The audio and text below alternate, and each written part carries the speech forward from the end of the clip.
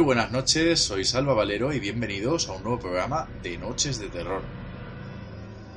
Como todos sabemos, las esferas de poder guardan secretos. Algunos secretos seguramente queden ocultos de por vida y nunca los averigüemos, y otros, poco a poco y al cabo del tiempo, hemos ido descifrando o averiguando.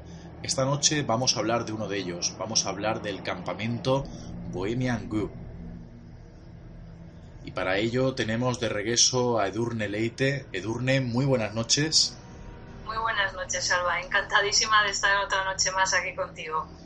Bueno, Edurne, tengo la sensación que esta noche tenemos algo entre manos impactante. Totalmente, Salva. Fíjate que a mí el tema de las organizaciones o campamentos o reuniones secretas que mucha gente no sabe qué es lo que trama la gente que se reúne de esta forma, a mí siempre ha sido un tema que me ha gustado. Y fíjate que no tenía ni idea de este tema que esta noche vamos a destripar entre tú y yo. Es que hablamos de un campamento situado en una pequeña localidad en Monterrío, en el norte de California, un lugar donde, como comentamos, pues los hombres más influyentes y con grandes poderes a su cargo, pues realizaban unas reuniones secretas desde hace más de un siglo. Eso es, porque partimos de la base que quienes se reúnen en este campamento, que tiene el nombre del Bohemian Grove, es un club que tiene el mismo nombre, es decir, el Bohemian Club. Entonces, un club que en su día cuyos miembros eran bohemios, que de ahí es la traducción literal de Bohemian, y que con el tiempo pasó a ser que la mayoría de sus miembros no era gente que compartía gustos a nivel de artísticos como de música, periodismo, literatura. Se convirtió a ser que era gente poderosa, que era quien estaba dentro de este club y quien hacía sus reuniones como la del campamento que vamos a hablar. Sí, Edurne, parece que el origen de este campamento es, como bien dices, el Bohemian Club, que es una institución privada exclusiva para hombres que fue fundada en San Francisco en 1872. Y dentro de esa amplia lista de miembros que albergó el Bohemian Club, pues han figurado pues desde artistas, intelectuales, varios presidentes de Estados Unidos, senadores, congresistas, académicos y altos ejecutivos de las más importantes empresas del país. Estamos hablando de América.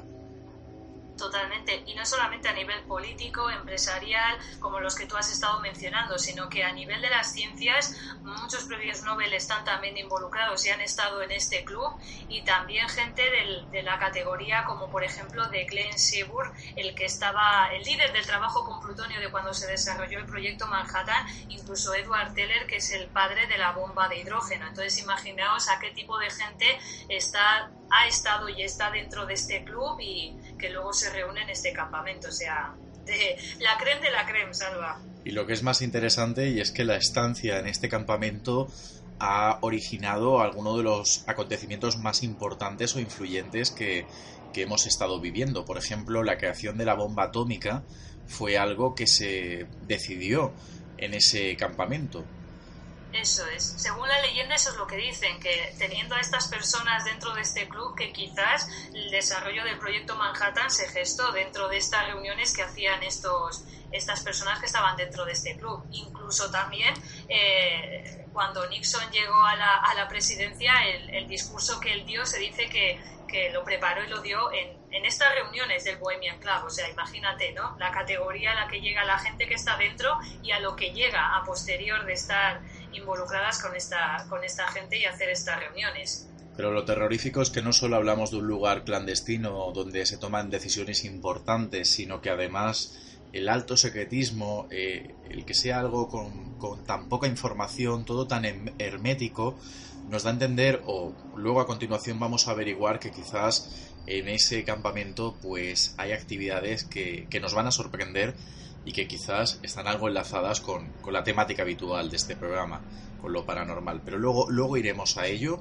Por ahora comentar que en principio y a simple vista hablamos de un campamento donde los miembros realizan actividades completamente normales, actividades culturales, hay recitales, conciertos, charlan sobre asuntos de actualidad, practican deporte, es algo completamente, en principio, inofensivo, pero seguramente cuando quitemos la maleza y nos adentremos en el campamento vamos a encontrar cosas mucho más oscuras.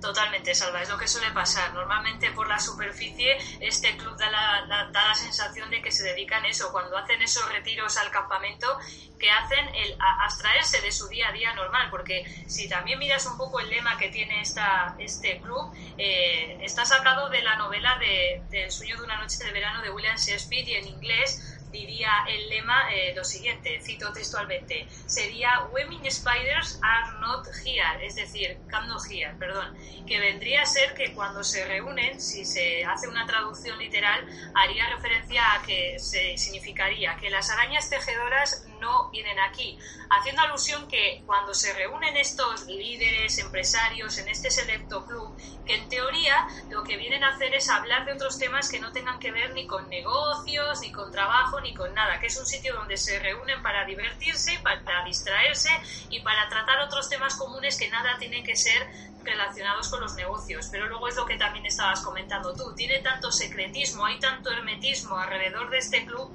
que quién se va a creer que habiendo gente de esta categoría dentro de este grupo no vayan a estar hablando de cosas de negocios y llevando a cabo ciertas cosas que luego nos terminen por afectar, ¿no? O que tenga que ver luego con el futuro del mundo o de lo que sea. Es difícil luego creerlo.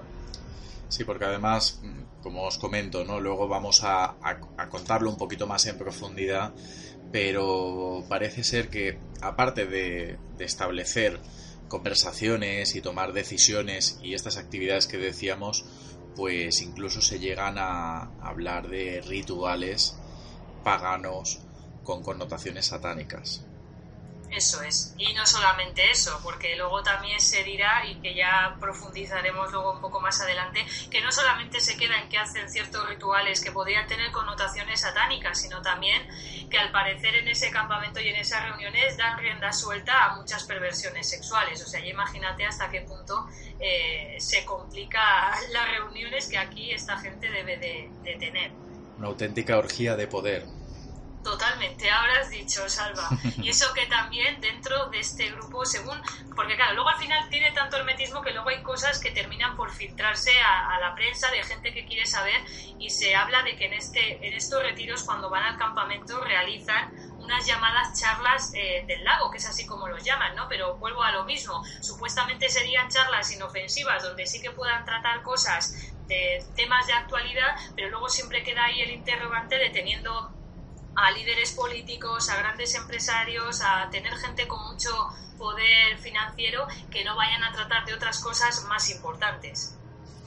Y es que, como comentamos, es algo completamente hermético, cerrado, lo cual ha despertado la curiosidad y la intriga de muchas personas por querer averiguar qué ocurre en esos campamentos y como dices, pues cuál sería la parte más oscura de estas reuniones. Tenemos, por ejemplo, a Peter Phillips, que es un profesor de la Universidad de Sonoma, especializado en sociología política, que lleva más de 2 décadas investigando las actividades del Bohemian Group. Totalmente, es otra de las personas que ha intentado de alguna manera, y el caso de Peter estuvo dedicando mucho tiempo a intentar averiguar algo más de lo que siempre termina por llegar a pinceladas, ¿no? De lo que este grupo y este club hacía en este campamento. Él también llegó a decir que en principio era gente que no hablaba de cosas muy importantes, pero que celebraban sus fiestas cuando se reunían en el campamento, pero claro, siempre hay duda de que luego no vayan a tratar de más cosas. Fíjate, ya solo una píldora sobre estas posibles conexiones del campamento con actividades o rituales negros o ocultistas estaría en el propio símbolo del campamento, que es un búho, la figura de un búho. Es verdad que el búho puede representar la sabiduría y sea una forma de ellos mismos de autoproclamarse, ¿no? Como personas importantes y que están tomando grandes decisiones para el mundo. Pero también es verdad que tanto el búho, la lechuza, son animales que siempre han estado vinculados al ocultismo. Incluso hay que comentar que entre ellos, los propios socios del club se autodenominan como búhos. Es decir, como si fueran búhos, pero bueno, con doble, o sea, con O en vez de U, no sé por qué. Pero es curioso, ¿no? Es curioso que esté ahí la figura del búho, que siempre se ha asociado a las almas, a los espíritus, a las posesiones. Eso es, llama la atención precisamente por lo que decías, ¿no? Porque es un símbolo que lo asocias a algo que es la sabiduría, con algo que no tiene por qué indicarte nada satánico ni nada oscuro, pero luego cuando vayamos a hablar un poquito más adelante sobre esos rituales en concreto que sí que se han llegado a saber por gente que ha conseguido acceder y poder grabar esos rituales, te das cuenta de que lo que parecía que era un símbolo que no tenía por qué dar ninguna connotación satánica, por cómo lo utilizan, luego se va el asunto a que le des otra interpretación que no es tan buena o positiva. De hecho, el propio Peter Phillips que comentábamos, este profesor de la universidad fascinado por el Bohemian Grove, llegó incluso a poder infiltrarse, al poder estar dentro del campamento. Contactó con varios miembros del club, a los que tuvo oportunidad de entrevistar y fue invitado a pasar varios días en el campamento. Uno de los detalles interesantes que da Peter es la lista de las personas que han llegado a formar parte del Bohemian Club. Estamos hablando de escritores como Mark Twain, Jack London, multimillonarios como William Randolph, tenemos también a presidentes como George Bush, su hijo también, George W. Bush, Ronald Reagan, Dick Cheney, vamos, personalidades influyentes. Totalmente, que luego también dices, joder, el tipo de personas que hay aquí, pero lo que antes también he dicho, ya no solamente del mundo de la política, sino del mundo empresarial, y luego lo que ya hemos dicho, grandes personas de ciencia que han tenido también unos grandes descubrimientos por el tema de la bomba atómica, el tema de la bomba de hidrógeno, que también estaban metidos ahí, y premios Nobel, o sea que mucha gente con mucho conocimiento y con mucho poder, que si encima los mezclas a todos en un club de este tipo y hablando y comentando cosas que uno puede pensar y decir, a ver si no van a ir tomando decisiones que afecten luego al mundo que rodea este club, ¿no? Tenemos además que comentar que el entrar o formar parte de este club obviamente no es fácil. Hay miembros que han tenido que esperar de 15 a 20 años para ser admitidos, así como pagar una cuota astronómica para poder formar parte del Bohemian Club. Actualmente cuenta con 2.500 socios y no existe una lista total o completa de todas las personalidades que hay allí. Incluso hay personas de mayor renombre que se ha intentado ocultar o ignorar, que también forman parte de estas reuniones clandestinas, más que nada porque sorprendería. Normal, si tú imagínate un grupo de este tipo con gente tan exquisita, digamos, pues tú imagínate que hoy en día fuese del dominio público saber quién pertenece a un grupo así. Los nombres que ahora nosotros hemos mencionado y que podemos saber al final son de listas más antiguas de gente que igual hoy o bien está muerta o ya no tiene ningún vínculo directo con el grupo y que ahora pues no importaría saber que han estado vinculados. Sí puede sorprenderte porque dices, bueno, pues es una persona de poder o con grandes conocimientos científicos, pero a día de hoy no sería relevante, claro. El saber hoy por hoy quién pueda estar metido en ese grupo pues ya sería el no va más. Entonces es lógico que se siga manteniendo mucha privacidad para que no se sepa y que se mantenga en anonimato a quienes están ahí dentro. Una curiosidad es que el Bohemian Grove se reúne cada julio, es el mes en el que escogen para realizar este campamento. Como decíamos, una cifra que oscila entre las 2.000 o 3.000 personas. Podemos sacar rasgos comunes, la mayoría son hombres blancos de mediana edad. Y fíjate lo curioso, toda esta cantidad de personas se reparten luego en 120 campamentos en los cuales esta agrupación se realiza en función de su perfil profesional y sus intereses. Es decir, luego hay una distribución curiosa de los miembros. Sí, a mí me pareció sorprendente que te imagines un campamento y que luego dentro de él haya como pequeños asentamientos o mini campamentos donde distribuyes a la gente en función del perfil que tenga o de los conocimientos que pueda tener o de los intereses que pueda compartir con esas personas. Y luego ya, bueno, el hecho de que cada mini campamento, por denominarlo de alguna manera, tenga también su nombre y que sean nombres exóticos y que dentro de esos mini campamentos haya también de los que vamos a decir que destacan por tener más prestigio que los demás, es que te sorprende muchísimo. Hay que comentar también que en este campamento otro de los principales atractivos para que formen parte de este lugar es la diversión. Una vez están dentro, pueden beber todo lo que quieran, es decir, la bebida es completamente gratis. Y prácticamente pues se pasan todo el día bebiendo y algo curioso, orinando los árboles. Les gusta, ¿no? El estar ahí un poco en contacto con la naturaleza, es decir, que no todos son pactos con otras esferas políticas o rituales negros.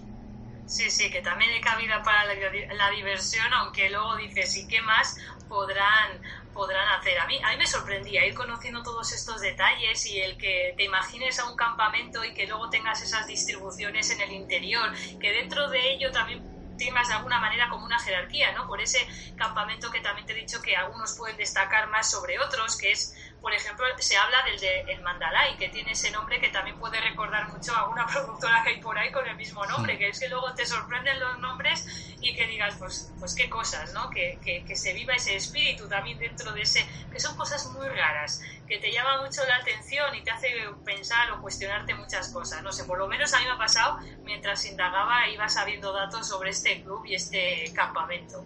Tenemos que comentar que obviamente por intentar mantener un poco la privacidad, este campamento está rodeado de fuertes medidas de seguridad.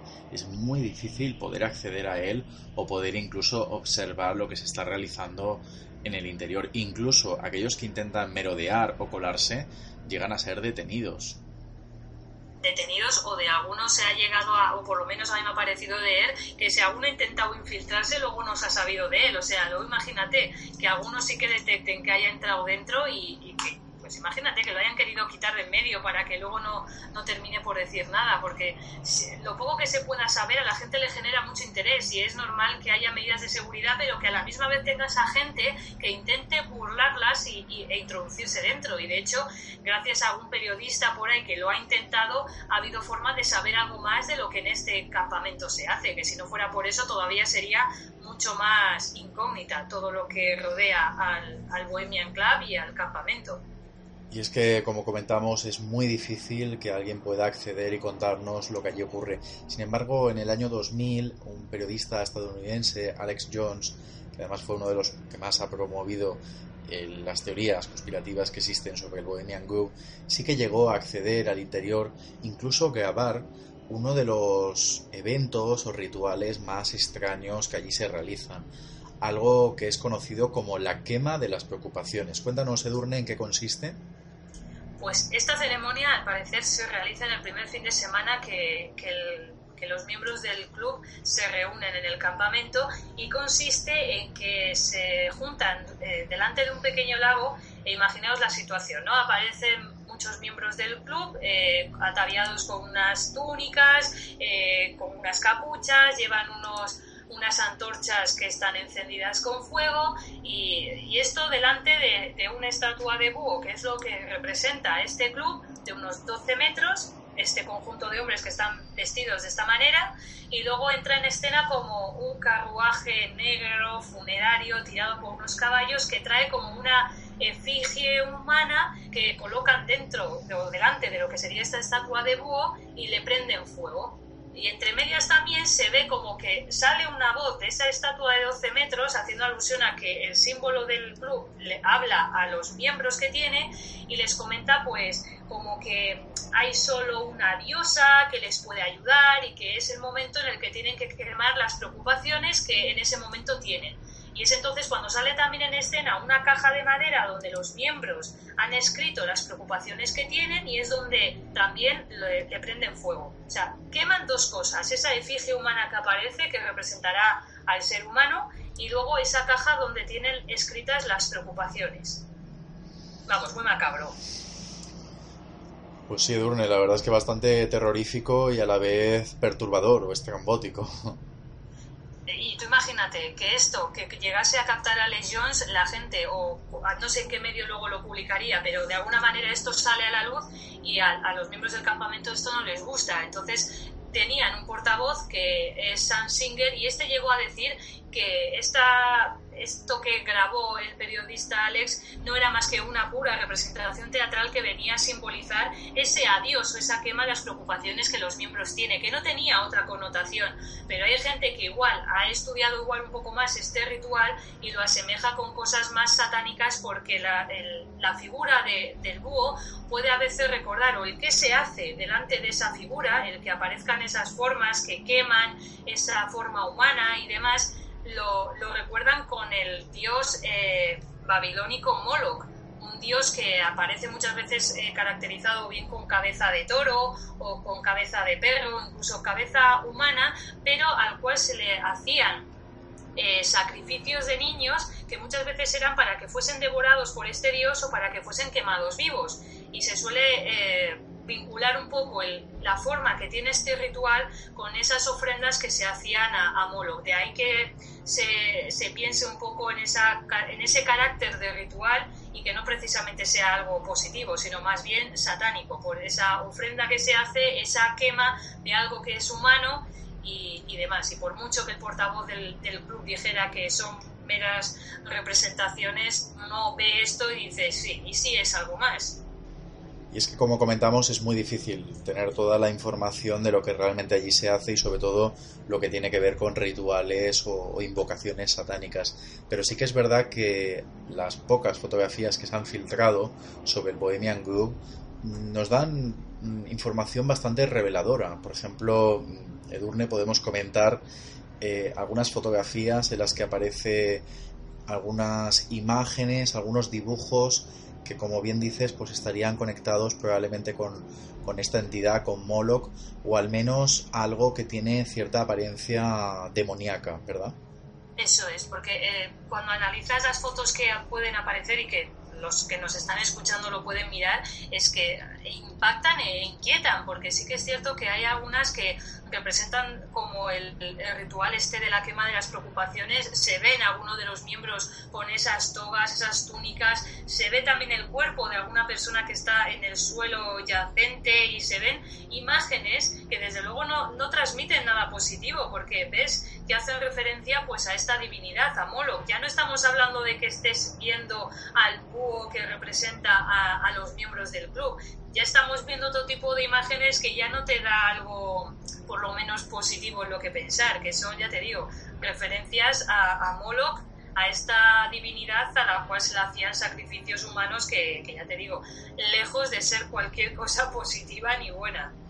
Son muy interesantes, Edurne, estas fotografías. Además podemos ver esa estatua que comentabas antes, esa imagen, ¿no?, de un búho de casi 12 metros, si no recuerdo mal, donde parece, ¿no?, que se realizan ese tipo de ofrendas o sacrificios. Son muy enigmáticas las fotografías. Además las pondremos a disposición de los oyentes de Noches de Terror, las van a poder ver en la página de Facebook del programa, porque sin duda, como comentamos, esto no tiene nada que ver con un pacífico campamento de verano. Se nota que aquí han realizado cosas mucho más oscuras e incluso pues fuera de toda ley o toda restricción.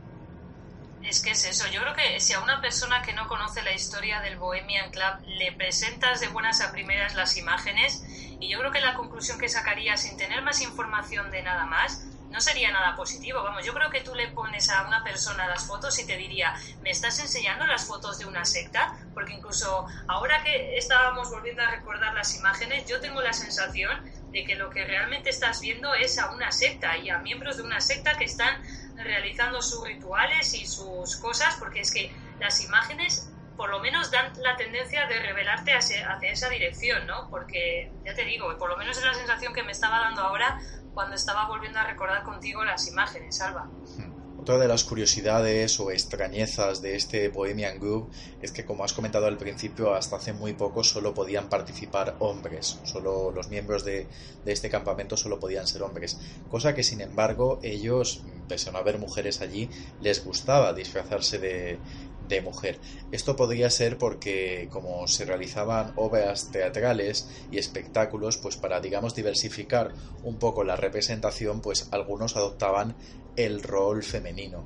Sin embargo, poco a poco pues comenzaron a entrar mujeres en el campamento.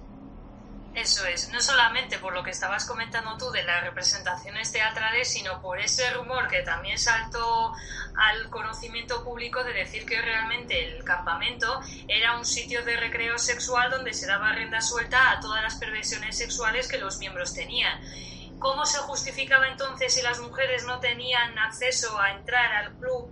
¿Cómo entonces una mujer entraba dentro? Pues bueno, la cuestión es que aquí entran en juego las técnicas de control mental de la CIA, cosas como el proyecto MKUltra o el proyecto Monarch, que servían para controlar la mente, en este caso de las mujeres, y programarlas de alguna manera para que fuesen a este club como esclavas sexuales y así poder complacer las perversiones sexuales que los miembros de este grupo tenían. O sea, así es como se justificaría el por qué había mujeres de forma ocasional dentro de este grupo. Vamos, que claramente querían que entraran mujeres para hacer con ellas todo lo que quisieran, porque como decimos es un lugar sin ley y donde se llevaban a cabo las fantasías más atroces y completamente antinaturales, ¿no? Eso es, y como encima estaban controladas mentalmente mediante estos programas, pues es como que la mujer en ese momento no era consciente de lo que iba a hacer en ese campamento ni para lo que había sido de alguna manera preparada o programada. Es por eso que han salido 3 testimonios de 3 mujeres distintas que, a ver, de buenas a primeras tú empiezas a escuchar cada testimonio y lo asocias a que lo que está contando esa mujer en concreto es de una personalidad que está trastornada y no le puedes dar crédito, pero comparas un poco con los otros testimonios y dices, bueno, si hay cosas que tienen en común, aunque sea muy descabellado. Por ejemplo, una de las mujeres se llama Arizona Wilder y esta mujer llegó a dar alguna entrevista en la que contaba su experiencia una vez que fuese desprogramada de ese control mental que le sometieron y contaba cosas de que sí, admitía que había estado en ese campamento, que había llegado a formar parte de uno de los rituales que allí hacían, con el rol que ella llamaba que era diosa madre, y encima lo detallaba como que era un papel para el que había sido preparada desde pequeña. O sea, lo contaba de esa manera, como que no ha sido llegar y ponerte a hacer un papel, sino que tú desde niña ya has sido de alguna manera preparada para hacer lo que vas a hacer en este campamento. Así lo llegaba a contar. Es más, incluso metía a Joseph Mengele, aquel que fue lugarteniente de Hitler y que fue conocido por los experimentos que hizo en los campos de concentración, lo mencionaba como persona que también le había manipulado. O sea, ya fíjate hasta qué punto llega el testimonio que dices, esto es de una locura grandísima que no tiene ni pies ni cabeza, pero tú lees y contrastas con otros testimonios y dices, pues algo de lógica, algo tiene. Y esta mujer es lo que llegaba a contar, incluso hablaba de otras operaciones que llegó a escuchar mientras estuvo allí, hablaba de Bill Clinton, de gente que allí sí que estaba, pero ya te digo, todo muy sorprendente. Y claro, tú de buenas a primeras escuchas esto y dices, sí, de una completa loca, no tiene otra historia. Pero, por ejemplo, sale también otra mujer, Cathy O'Brien, que fue otra desprogramada, porque también fue controlada su mente para que pudiese estar como esclava sexual dentro del Bohemian Group. Y esta mujer llegaba a decir que cuando esa programación mental durante el tiempo iba disminuyendo o había indicios de que disminuía, es que se las quitaban de en medio, es decir, las asesinaban. O es más, si era una mujer joven, cuando llegaba a los 30 años, para los miembros del Bohemian Group era como la edad límite. No había mujer que allí quisieran tener que sobrepasara los 30 años, porque si así llegaba, la liquidaban, la eliminaban o la asesinaban. Y esta mujer, Cathy O'Brien, dijo que dentro del campamento había varias habitaciones que estaban destinadas para satisfacer todas estas perversiones sexuales de las que hablaban. Hablaba de una habitación oscura, de una habitación de cuero, de una habitación para la necrofilia, e incluso otra donde decían que se la llamaba la habitación underground. O sea, vamos, de todo preparado para, ya te digo, para todas estas actividades sexuales que, en fin. Y es que encima Cathy llegó a contar que durante su estancia en estos campamentos y a los abusos que fue sometida, pues llegó a concebir una niña a la que le pusieron de nombre Kelly, que al parecer era habitual que si las mujeres que allí llevaban al campamento se quedaban embarazadas y tenían niñas, como que por defecto ponían siempre este nombre, el de Kelly.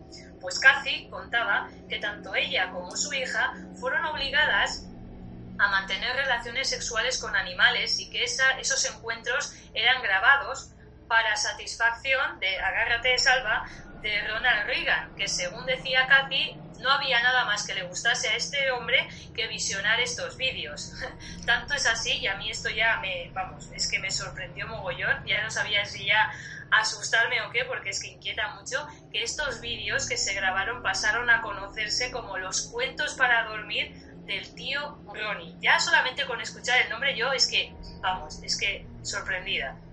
Qué horror, es terrorífico. Esto sí que de verdad son auténticas noches de terror, ¿eh? El que una persona entre a ese lugar, pero para formar parte de satisfacer esas atrocidades, esas aberraciones mentales y bueno, es indignante que ellos se reúnan, que hicieran lo que les diese la gana, pero que lo hicieran entre ellos y no utilizaran personas que serían prácticamente para su propio disfrute. Eso es, y luego ahí dentro de ese grupo, pues ya te digo, a Kathy, ella decía que a ella o a su hija fue violada por George Bush, incluso le llega a mencionar, porque Kathy, todos estos testimonios que ahora te estoy contando y que ella dijo, lo relató en un libro que sacó que tenía el nombre Transformation of America. Es ahí donde cuenta todo lo que ella vivió y experimentó cuando estaba allí y lo que recuerda después de que la desprogramaran.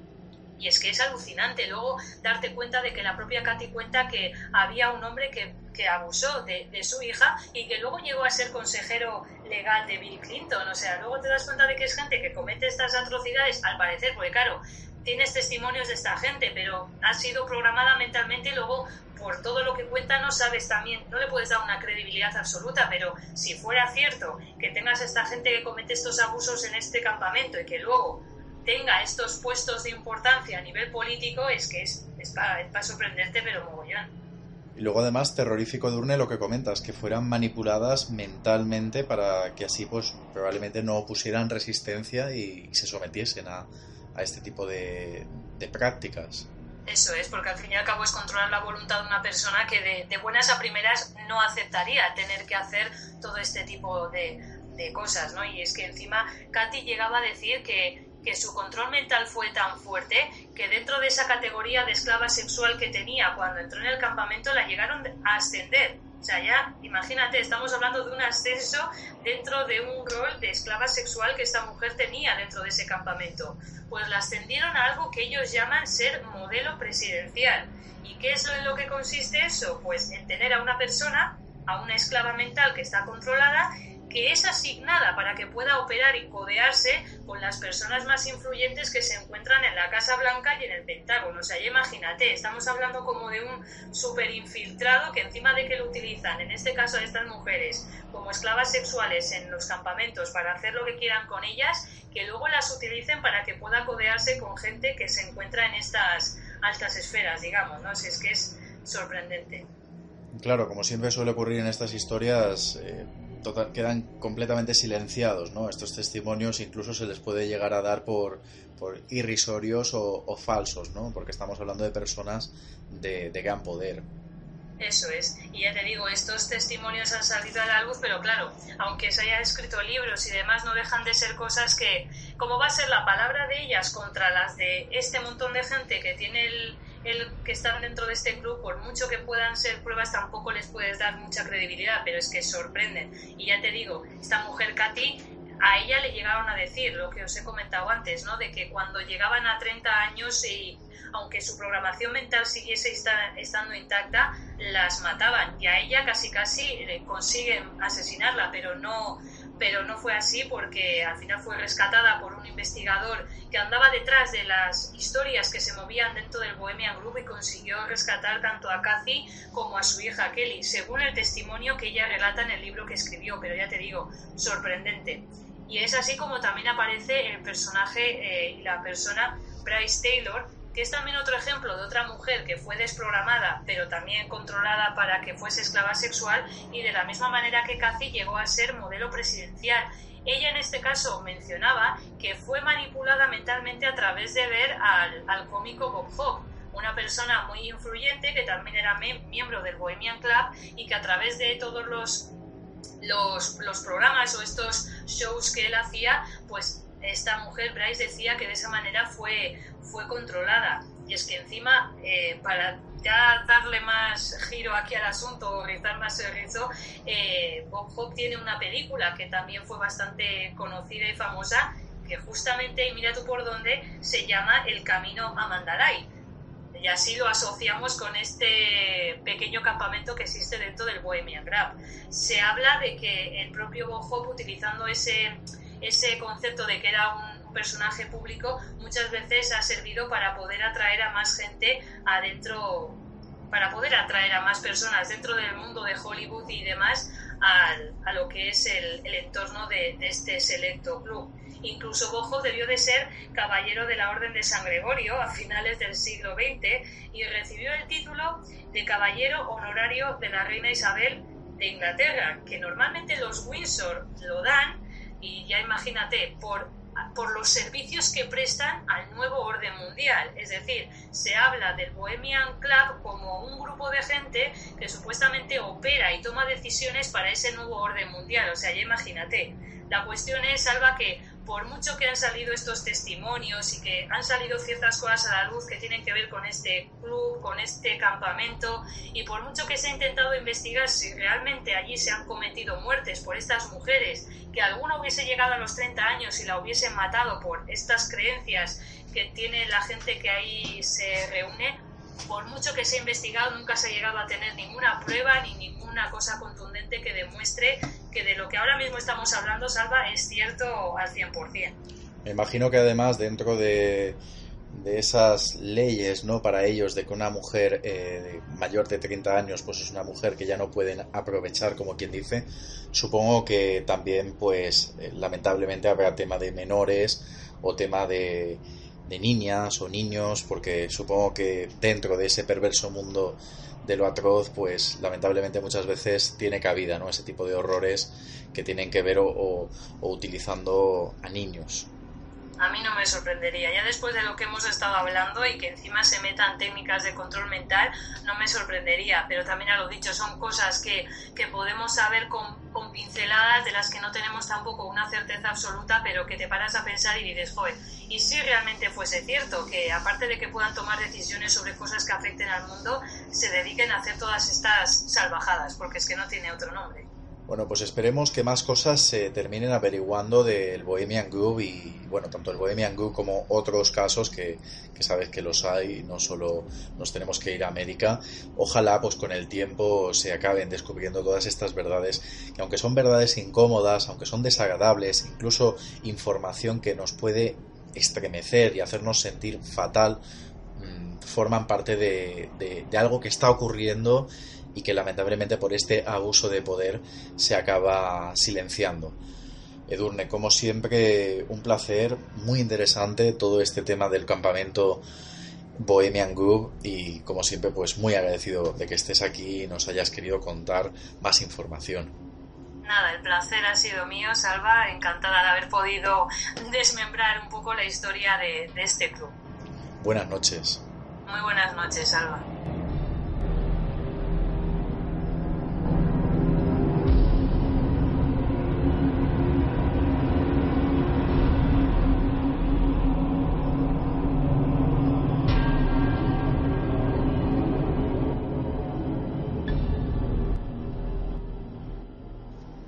Bueno, pues ahora continuamos aquí en Noches de Terror. Tenemos de regreso a Silvia. Silvia, muy buenas noches. Muy buenas noches, Salva. Silvia, nos vienes a hablar de un misterioso lugar, el túnel de Sensabau. Exactamente. Este túnel pues está en las proximidades de la carretera Big End, en Kingsport, en Tennessee. Y se construyó en el año 1920.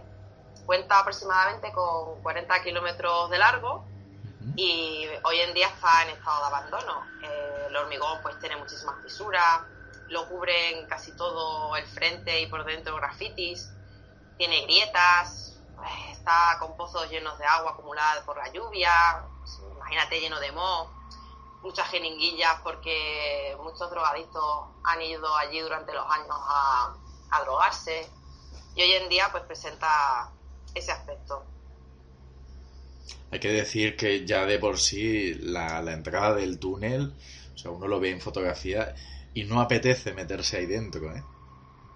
La verdad es que no tiene un aire muy siniestro y de ahí se nota que tiene que estar allí muy oscuro y por la noche si está lloviendo para resguardarse yo creo que es mejor mojarse, ¿eh, Salva?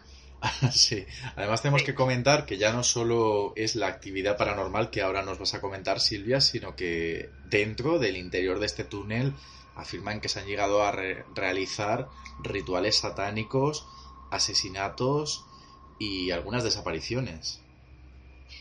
Pues sí, fíjate, el que el túnel este se hizo famoso por un asesinato que ocurrió en su interior pues muy poquito después de cuando lo inauguraron.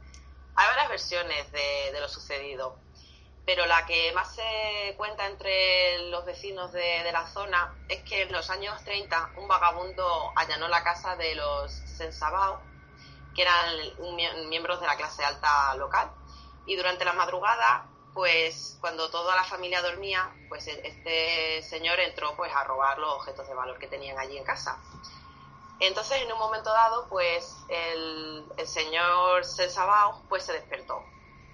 Preparó rápidamente su arma y el vagabundo, cuando vio que estaba escuchando que uno de los integrantes de la familia se había despertado, escuchó a un bebé en una de las habitaciones llorar y lo cogió como escudo para huir del rifle de este señor. Entonces se dice que se ocultó en el bosque y que encontró por casualidad el túnel. Y como el pobrecillo del bebé no paraba de llorar y no sabía qué hacer con él, pues no tuvo otra idea que ahogarle en un pozo. Entonces, cuando al día siguiente fue capturado, él confesó el crimen, pero el cuerpo del recién nacido, la verdad es que nunca se encontró. Y este señor, el vagabundo, acabó condenado y ejecutado en una silla eléctrica por este incidente. Hay otras versiones, pero casi todas tienen en común que hubo el asesinato de un bebé. Y esa es la que más se cuenta. Tal vez a lo mejor este suceso fue el que dio origen a la actividad paranormal que allí sucede. Podría ser una de las hipótesis, ¿no? De lo que ocurre en ese túnel. Sí, la verdad es que es una de las hipótesis, porque como ahora te voy a contar, los fenómenos paranormales que allí se suceden es que se escucha, por ejemplo, el llanto de un bebé. Se escucha, dicen los que lo han oído, que claramente se escucha a un bebé llorar de hambre porque está solo. Y, por ejemplo, tenían una práctica, la gente que vivía por allí cerca, que ya con el tiempo está en desuso, que era dejar a la entrada del túnel chupetes y regalos para ese fantasma bebé. Y por ejemplo, pues otras personas que transitaban con el coche por el túnel, que también oían el llanto del bebé, pues acto seguido, después de escuchar ese llanto, se les presentaba averías en el auto, en el coche. Y cuando el coche se apagaba, que se apagaba, por ejemplo, cuando pasaban por el túnel, de momento, pues no, era muy difícil volver a arrancar el coche, aunque el coche no le pasaba absolutamente nada y no tenía ninguna avería eléctrica ni nada. Y en todos estos casos, siempre que cuando el coche se paraba o se averiaba, el llanto de un recién nacido se escuchaba de fondo. Y además algo también bastante tenebroso, y es que en esos momentos en los que intentan que el motor vuelva a ponerse en marcha, hay algunos testigos que afirman llegar a ver fantasmas reflejados en los espejos retrovisores de sus coches. Sí, imagínate Menuda la situación. sensación, sí. Se te para el Fantasmas. coche en medio de este túnel, escuchas a un bebé, sí. La verdad es que da mucho miedo. Hay un testimonio de dos viajeros que cuando estaban transitando por este túnel y escucharon el famoso llanto de un bebé, pues claro, creían que se trataba de un niño que estaba perdido. Y claro, pues se alarmaron y estuvieron revisando el túnel a ver si los podían encontrar. Y andando entre la oscuridad, porque como hemos dicho estaba bastante oscuro aquello, pues uno de ellos perdió el equilibrio y tropezó y al caerse se fracturó el cráneo. O sea, casualidad o algo raro. También otro hombre que le sucedió lo mismo que a estos dos viajeros, pues que escuchó el llanto de un bebé y pues empezó a buscar por el túnel y se dio cuenta de que el sonido procedía como de un pozo muy estrecho y él no podía entrar. Entonces él fue corriendo a las cercanías, a la ciudad de Kingsport, a pedir ayuda, pero nadie del pueblo, fíjate, quiso acompañarlo. Nadie le acompañó y este hombre se quedó, pues la verdad es que muy sorprendido, bastante perturbado de que nadie le quisiera ayudar a buscar a un bebé que estaba en apuros. Y lo encontraron, la verdad es que al día siguiente, dicen que perdido por el bosque y que curiosamente el pelo se le había vuelto completamente blanco. Otro suceso curioso sobre este túnel ocurrió en 1966, donde 3 jóvenes utilizaron el túnel para drogarse. 2 cuerpos de los jóvenes fueron hallados muertos por una sobredosis, pero el tercero de ellos fue detenido por la policía al día siguiente y el aterrorizado dijo que sus amigos se habían suicidado dándose una sobredosis de heroína después de que los 3 escucharan unas voces misteriosas en el fondo del túnel. El tercer adolescente tenía la jeringa preparada, aunque después de armarse de valor se levantó y salió corriendo del túnel. Misteriosamente, después de ser internado en un centro de rehabilitación, el joven terminó falleciendo en extrañas circunstancias. ¿Hasta qué punto fue el propio delirio de estos drogadictos o porque realmente hay presencias que alertaron a estos jóvenes que fueron allí para drogarse? Sí, la verdad es que es un incidente bastante curioso, que escucharan unas voces y les entraran súbitamente las ganas de suicidarse. Sí. Y entonces ellos, además, como has contado, lo pudieron hacer, lo consiguieron, y el tercero, aunque en un acto de valentía al final pudo escapar, acabó sus días muy mal, murió y encima en extrañas circunstancias. Correcto. Poco después de lo sucedido, además. Sí. ¿Qué otro suceso vamos a ir correlativamente? Después del 66, ¿hay alguna otra anotación paranormal? Sí, después del 66 lo del 70 es que lo tenía después porque eran unos adolescentes, no sé si te lo pone ahí también, que fueron a usar la Ouija para contactar con estos 3. Y lo más curioso es que esta historia no quedó ahí solo. Pues sí, unos años después, en los 70, un grupo de adolescentes que conocía la historia de estos 3 chicos que se suicidaron en el túnel, pues tuvo la idea de usar lo que es la Ouija dentro del túnel para contactar con ellos, con los espíritus de los jóvenes. Y lo que querían era preguntarles pues qué había sucedido, qué les había llevado a cometer ese acto. Pero como suele pasar con estas cosas del juego mal llamado Ouija, pues no acabó muy bien y recibieron a través del tablero mensajes sin sentido que no sabemos muy bien qué decía, pero les llegó a dar tantísimo miedo, que uno de ellos llegó a enloquecer, salió corriendo a ciegas por el túnel. Y como hemos dicho, que está bastante deteriorado porque a partir de que se utilizaron otras vías para acceder a los 2 puntos de los 2 pueblos, eso está bastante mal. Pues uno de ellos se cayó y de unas fisuras del suelo y murió. Y como pasó con el bebé de la primera historia, este chico lo buscó la policía durante días y tampoco se encontró su cuerpo. Qué extraño, ¿no? Cómo dentro de un túnel, el túnel puede absorber, siendo una superficie sólida, ¿qué ocurre, ¿no? en el interior de ese túnel? Sí, la verdad es que es muy curioso, parece el Triángulo de las Bermudas, pero en versión túnel. Es muy raro que 2 cuerpos, además en años tan distanciados como son los 30 y los 70, se hayan perdido, porque bueno, en los años 30 a lo mejor no había tanta tecnología para poder acceder a las fisuras o hendiduras del túnel, pero en los años 70 ya había un poquito más y además que hoy en día tampoco se han encontrado restos de huesos ni nada, no se dice nada, pero eso está ahí. Por lo menos el chico este sí que está basado en la policía, que sí que murió.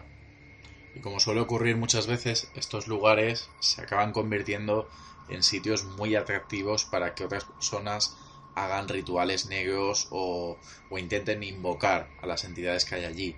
Por lo que tengo entendido, en los años 80 el túnel pues llegó, ¿no? a atraer a muchas sectas satánicas que se desplazaban hasta allí, hasta los interiores del túnel para invocar al demonio. Cosa que sabemos por la gran aparición de caligramas invertidos, velas negras y fisuras todavía más grandes que el puente tenía y que perduró hasta 1990. pues sí, como muy bien dices, durante los años 80 en Estados Unidos hubo un auge de sectas satánicas y claro, pues el túnel ese fue el blanco perfecto para realizar pues sus misas negras y sus actos sangrientos que hacen lo que son las sectas. Y la verdad es que a raíz de los sucesos que se comentaron del túnel, pues empezó a contar la leyenda de que las profundas grietas que presenta este túnel, de las que hemos hablado y que se cayeron, por ejemplo, el chico este que no se encontró nunca el cuerpo, pues decían que era una entrada hacia el propio infierno. Entonces, pues sí, pues si ves fotos, las fotos se pueden ver en internet, bastante, como tú has dicho, grafitis de simbología satánica y también menciones al diablo, por ejemplo. Lo que ya no sabemos es, como siempre, hasta qué punto esa posible puerta al infierno estaba ya ahí o ha sido originada por la propia fama de que ocurrían allí cosas paranormales y más consecuencia de los rituales que allí se practicaron. Pues sí, imagínate la mezcla del túnel, de los asesinatos, del asesinato del bebé, dos muertes extrañas en extrañas circunstancias que no se encuentran ni los cuerpos, unos chicos que van a hacer ouija, que pudieron haber abierto algún tipo de portal, como ya sabemos con estas prácticas que se pueden hacer, y ya en los años 80 ya el remate, pues misas negras practicadas por sectas satánicas. La verdad es que un cúmulo de muchas cosas, mucha tragedia en ese túnel. ¿Y sabemos, Silvia, si las apariciones que allí ocurren, aparte de este llanto del bebé, qué son? Si es, por ejemplo, el espíritu de un hombre, el espíritu de una mujer, son entidades sombra. ¿Qué tipo de fantasmas pueblan este túnel? Pues aparte del sonido del llanto de este bebé, hay que contar que entre los años 40 y 50 pues el túnel era utilizado como punto de encuentro entre enamorados y amantes que aprovechaban pues el aislamiento que tenía el túnel para hacer sus encuentros fortuitos.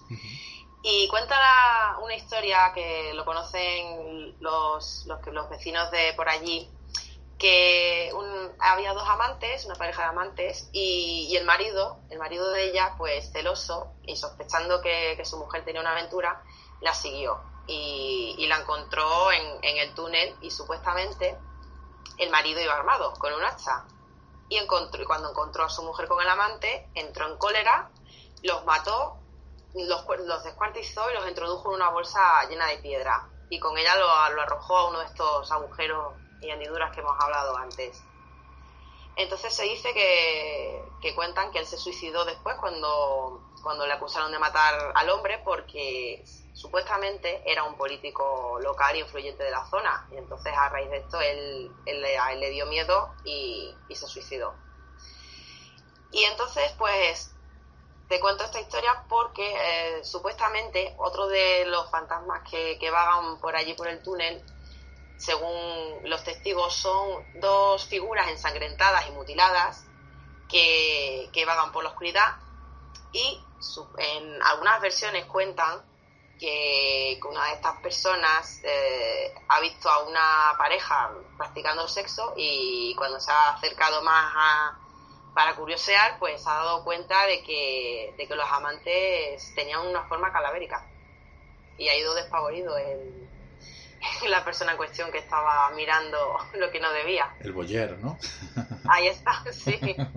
Se le quitaron las ganas ya de seguir. No les está mal.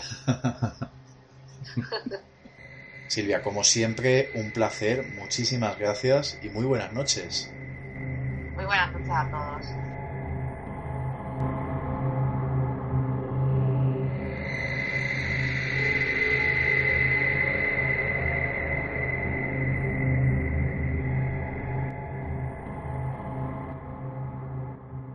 Bueno, pues ahora a continuación vamos a analizar una fotografía con Yolanda Saiz, fotografía que además tenemos que recordar a los oyentes de Noches de Terror que la vais a tener en la página de Facebook del programa, para que vosotros también la podáis ver y analizar.